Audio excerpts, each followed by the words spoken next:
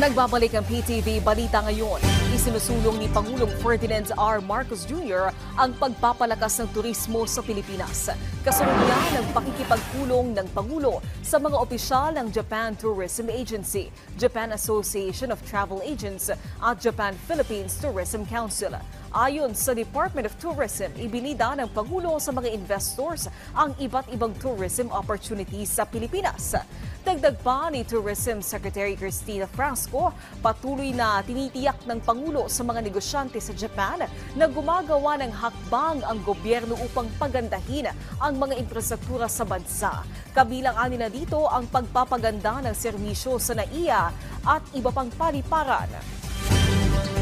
Nasa 6 na bodega ng National Food Authority ang matagumpay na naisaayos sa Region 2. Ngayong araw binisita ni Agriculture Secretary Francisco Chu Laurel Jr.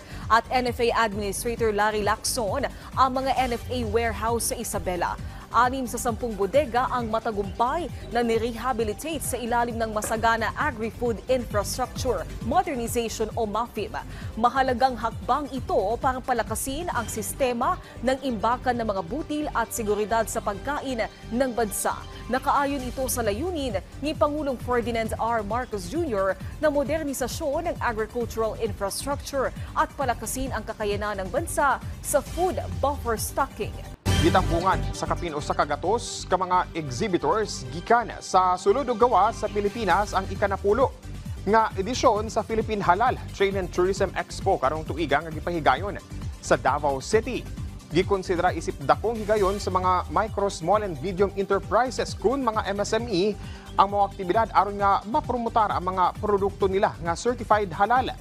Gawa sa mga produkto, doon na sa mapalit din hinga mga sanina nga inspired sa kultura sa nagkalain-laing tribo. Gawa sa exhibit, usasab sa nahimong highlight sa aktibidad ang pinakaunang Davao Halal Academic Forum. Doon na sa gipahigayong fashion show, diin gibida ang mga sanina nga inspired sa Moro culture. Sa kasamtangan pa ng pagpalambo sa halal industry din sa syudad ug gilantaw nga makatabang ang mga aktibidad aron nga mulambo pa ang mong industriya pinaagi nasab sa pagpromotar sa mga gagmayng negosyante nga anaalikod sa paghimo og mga halal certified nga mga produkto. So para po mapaabot natin na ang mensahe sa halal hindi lang po sa pagkain but also in our educational aspect. And thankful very much to Ched who helped us invite the different universities to come and support the 2 days Davao Global Halal Academic Forum. Huwag mo ka to ang mga nagunang balita din sa PTV Davao. Ako si Jay Laga. Mayong adlaw.